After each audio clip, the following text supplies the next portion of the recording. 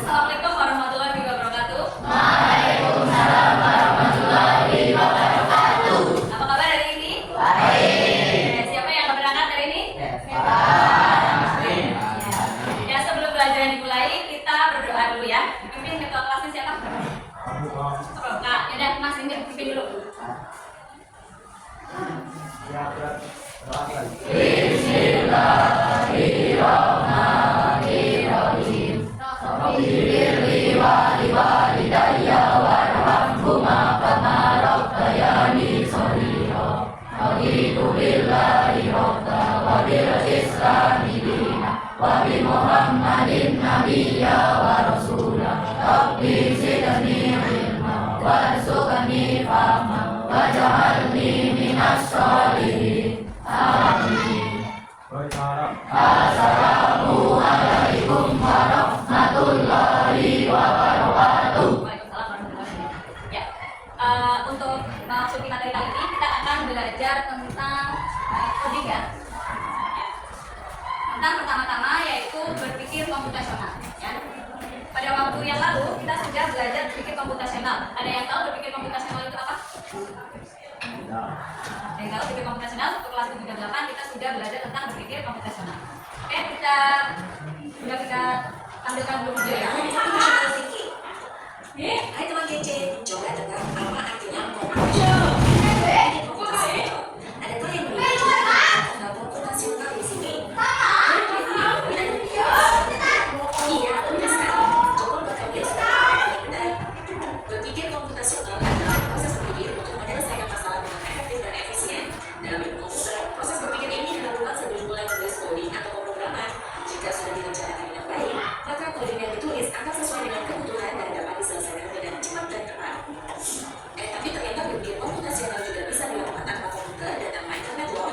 Malah sebenarnya kita pun sudah menerapkannya dalam kehidupan sehari-hari, mulai dari membuat strategi, mencatat ringkasan pelajaran, hingga menyediakan tas untuk sekolah besok. Wah, kalau kita sudah bisa menerapkannya setiap hari, berarti kita semua sudah paham dong. Sebelum tentu, coba-coba kalian menerapkan berpikir komputasional pada masalah yang sederhana. Masih banyak nih masalah yang lebih kompleks, seperti misalnya mengatur keuangan bulanan, apa yang harus dilakukan kalau kamu tersesat di tempat baru, hingga memilih jurusan dan karir. Lalu yang lebih penting lagi, ketika kamu dewasa nanti, kamu akan menghadapi era industri 4 dan bahkan 5. Di sini kamu perlu kecakapan itu menempatkan dunia digital, mulai dari mencari dan mengolah informasi yang kamu perlukan, hingga menggunakan informasi itu untuk membuat keputusan penting dalam hidupmu. Menghadapi masalah kompleks kehidupan di masa sekarang, ini tidak seperti membicarakan coding yang sudah dibahas sebelumnya. Kuncinya adalah memahami masalahnya itu pas dan mencari cara menyelesaikan yang efektif dan efisien. Nah, kalau begitu, bagaimana Anda tidak bisa berpikir komputasional? Sekarang kita bahas ya, landasan dari berpikir komputasional. Yang pertama, dekomposisi. Dekomposisi artinya menjadi masalah kompleks ke bagian yang lebih kecil agar mudah diselesaikan. Misalnya, kamu dituntut jadi ketua panitia lomba 17-an, maka untuk memudahkan pelaksanaan, kamu bisa menunjukkan ide bagian acara, konsumsi, publikasi, keamanan, dan lainnya. Yang kedua, pengenalan pola. Artinya mencari kesamaan dan pola di antara bagian-bagian masalah kompleks yang sudah dibicarakan. Misalnya, kamu tidak melipat dan menyimpan jemuran di rumah, maka kamu perlu bisa mengenali jemuran milik ayah, ibu, kamu, adik, dan milik bersama seperti spray, handuk, dan lainnya. Ini karena jemuran-jemuran itu perlu disimpan di tempat yang berbeda. Yang ketiga, abstraksi. Artinya fokus pada informasi yang penting saja, mengabaikan detail yang tidak diperlukan. Misalnya, kamu tidak menceritakan pengalamanmu berwisata keluar kota. Kemudian kamu mengalami banyak hal dari mulai berangkat di bus, berfoto bersama, makan di restoran, menginap di hotel, hingga perjalanan pulang. Tapi nggak mungkin kan kamu ceritakan semua kejadian dengan detail pada teman-temanmu. Pasti mereka bosan kalau kelamaan. Jadi, kamu harus mencari beberapa kejadian yang menarik saja untuk diceritakan pada teman. Yang terakhir, algoritma. Artinya membuat langkah-langkah penyelesaian atau membuat aturan yang diikuti untuk menyelesaikan masalah. Misalnya, kamu diberikan belanja di supermarket oleh ibu, ada minyak goreng, telur, roti, sayur, dan kopi. Lalu kamu harus buru-buru karena ibu sudah mau masak dengan minyak goreng itu. Nah, kalau seperti ini, satu cara yang efisien misalnya adalah dengan mengambil barang yang paling dekat dari pintu masuk, hingga akhir yang paling dekat dengan kasir. Nah, itu dia 4 landasan berpikir komputasional yang perlu diterapkan untuk mencapai masalah yang kompleks. Lalu berikutnya, apakah ada cara untuk mengasah kemampuan berpikir komputasional? Tentu ada. Selain bisa coba kamu terapkan ke masalah sehari-harimu, kamu bisa belajar soal untuk mengasahnya. Misalnya, gurumu akan memberikan soal-soal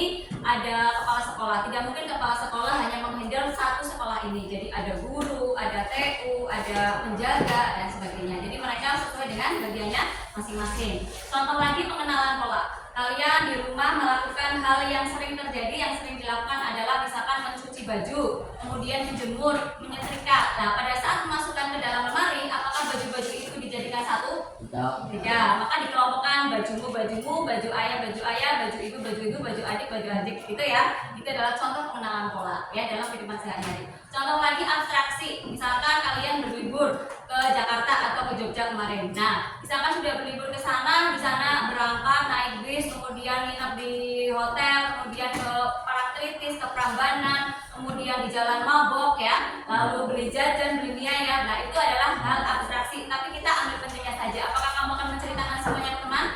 Ya, kamu pasti akan ceritakan ya, senang-senang saja. Jadi ceritakan hal yang penting-penting. Kemudian yang keempat adalah algoritma. Algoritma itu adalah sebuah urutan atau instruksi yang jelas dan efektif serta efisien dan sistematis ya. Kalau kita contoh algoritma ya. Nah, sekarang Bunda Mika mau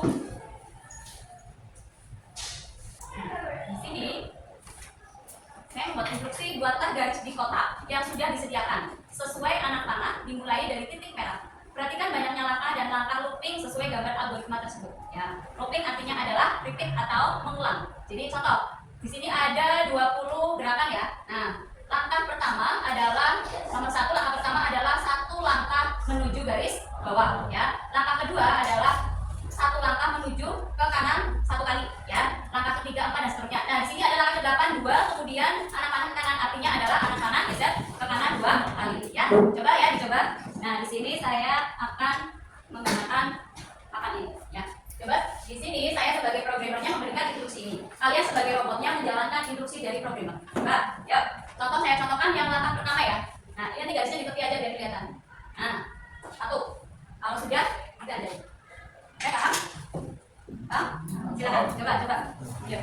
Langkah kedua berarti 1 ke kanan. Ya, yuk. Gantian. Ayo, maju. Ayo, nanti kalau sudah dikasih tanda angkanya. Ya, dimulai yang tadi saya contohkan, dilanjutkan. Yuk, nanti jadi ketemu hasilnya itu seperti apa. Ya. Yuk, nomor 2 dulu.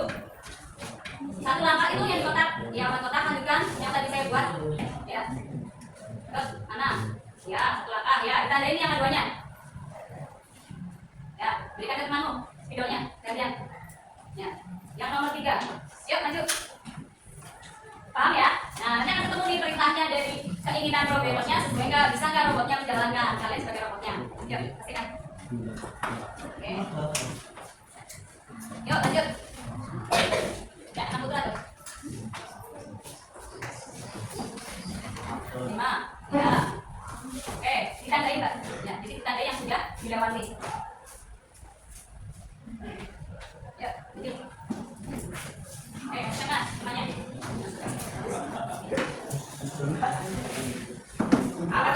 Langkah ketujuh. Ya. Langkah ketujuh nyambung dari yang 6. Coba robotnya. Yang terakhir mana coba? Coba tunjukkan tuh. Tunjukkan Mbak. Maju kamu maju. Ya, tunjukkan. Nah ya. Ya, tuh. Oke, kita lihat dulu. Nomor 7, titik. Ya, yuk lanjut yuk. Ya. Jadi 2 langkah mengerjakan 2 langkah ke kanan. Jadi 2 kotak bawahnya.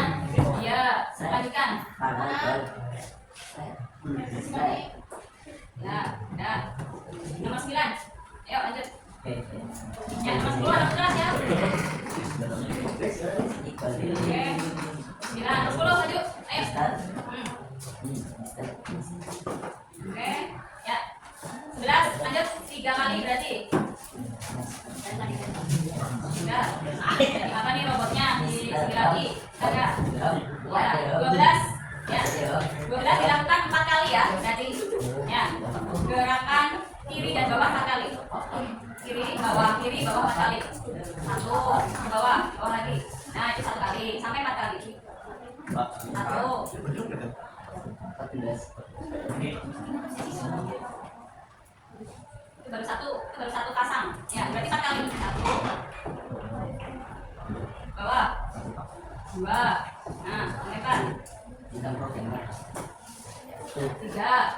lagi. Bawah. 4. Oke, ya. 12 sama 13 tandai Mas. 12 sama 13 tandai. Oke, nomor 14 lanjut. 14. Ya. Kira-kira jadi apa nih? 14 satu kali ke kiri. Ya, ya. Oke, yuk 15. Dilakukan repeat 4 kali. Atas kiri, ya. 1. Ya. 2. 3. 4. Kiri lagi. 4. Pakai tanda itu. Tadi 14 15 dulu tuh. Tanda kalian 14 15 16 tanda. Ya. Oke, kasihkan semuanya lagi. Ya, 17 3 ke atas. Oke. Yuk. 17 3 ke atas. Oke, lihat. Nah. Ya. Ya, 18 1. Kanan. Oke, cek. 19 1 ke atas. Ayo lanjut. Mana videonya? Ya. 19. Ya. Oke. Ya. 20. Ya. Dari mana? Oke, saya tepuk tangan buat Pak. Jadi apa? Jadi loh, perintahnya jelas? Jelas. Oke, sekarang siapkan buku, ya. Siapkan buku kalian.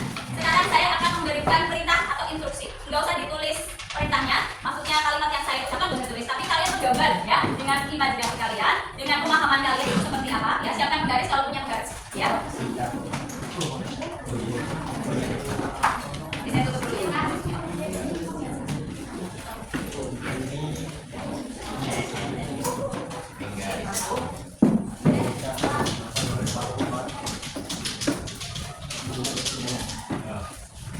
Sudah siap? Oke, jadi apa yang saya perintahkan kalian gambarkan ya. Nanti akan gambar apa masing-masing. Nah, masing kalian akan berbeda karena daya tangkapnya berbeda-beda. Nanti jadi paham menjalankan algoritma yang jelas. Ya, digambar. Oke, perintah pertama ya. Ya, ini yang saya ucapkan nggak usah ditulis. Gambarlah satu persegi panjang besar di tengah kertas, posisinya horizontal melebar ke samping. Gambarlah satu persegi panjang besar di tengah kertas, posisinya horizontal melebar ke samping.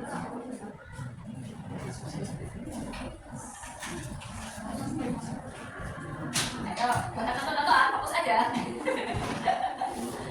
Gambarlah satu persegi panjang besar di tengah kertas, posisinya horizontal melebar ke samping.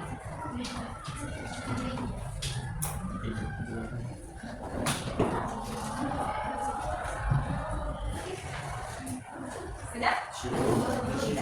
Ya. Ada 7 langkah. Nanti jadinya apa? Ya, fokus ke pikiran kalian dan pemahaman kalian saja.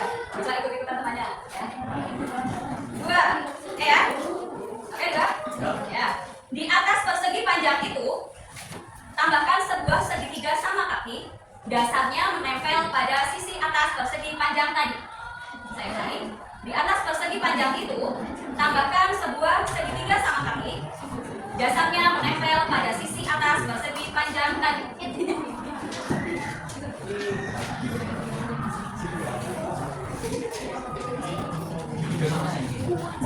Di atas persegi panjang itu, tambahkan sebuah segitiga sama kaki. Dasarnya menempel pada sisi atas persegi panjang tadi. Sudah?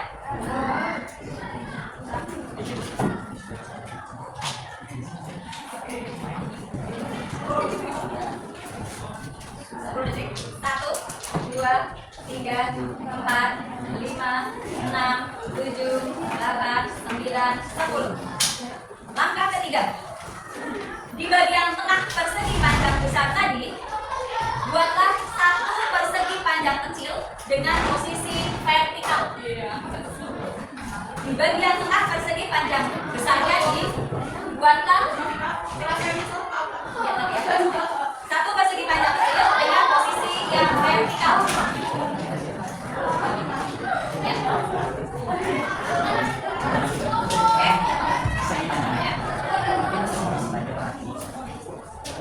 Sudah? Ya. 4. Di kiri dan kanan dalam gambarlah dua kotak kecil. Di kiri dan kanan dalam persegi panjang itu, gambarlah dua kotak kecil.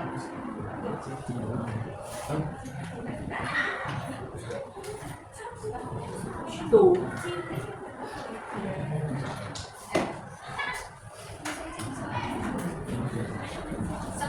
9, 8, 7, 6, 5, 4, 3, 2, 1. Perintah ke-5. Di dalam gambar segitiga atas, buat beberapa garis miring sejajar, bisa ke kiri atau ke kanan. Di dalam gambar segitiga atas, buat beberapa garis miring sejajar, bisa ke kiri atau ke kanan.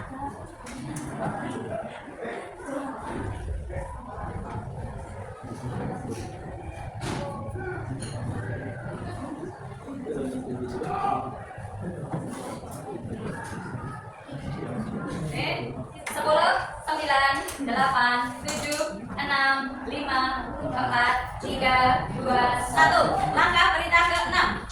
Gambar batang vertikal dengan lingkaran besar di atasnya. Gambar batang vertikal dengan lingkaran besar di atasnya. Terserah mau di mana, mau seperti apa. Gambar batang vertikal dengan lingkaran besar di atasnya.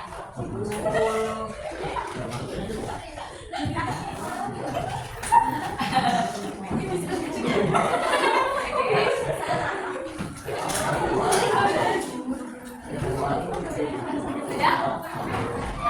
Ya. 10, 9, 8, 7, 6, 5, 4, 3, 2, 1. Perintah ke-7. Di bagian kanan atas gambar, di gambar salah konotasinya. Di bagian kanan atas, gambar setengah lingkaran dengan beberapa garis lengkung di dekatnya. Di bagian kanan atas, gambar setengah lingkaran dengan beberapa garis lengkung di dekatnya. Selesai. Rendeng, gambarnya seperti apa? Di bagian atas, gambar setengah lingkaran dengan garis lengkung di sekitarnya.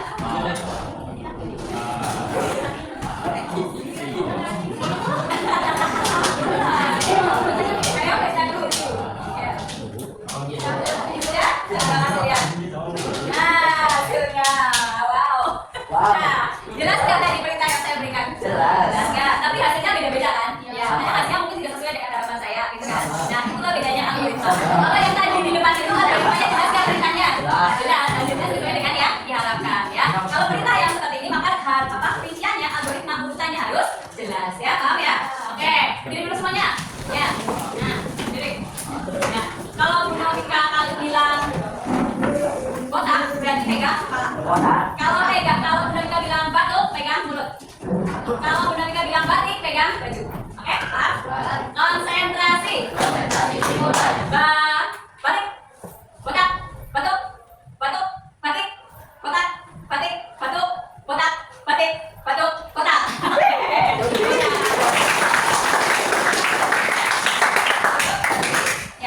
Ya, tadi adalah berpikir komputasional dengan aspek apa? Algoritma. Sekarang saya bagikan membaca ya satu dengan pengenalan pola. Coba dikerjakan, boleh kerjasama. Satu ya. Ya, kerjanya betul saja.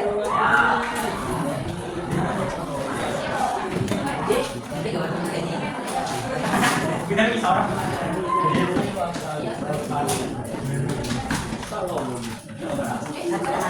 Ya. Ya, apa? Iya, kerjanya langsung di situ. Itu ada di situ. Ya, boleh sama silakan. Ini adalah contoh coding pengenalan pola. Ya, kalau tadi coding algoritma. Ya. Tulis nama di atas juga ya. Ya, paham nih soalnya. Oh, ya.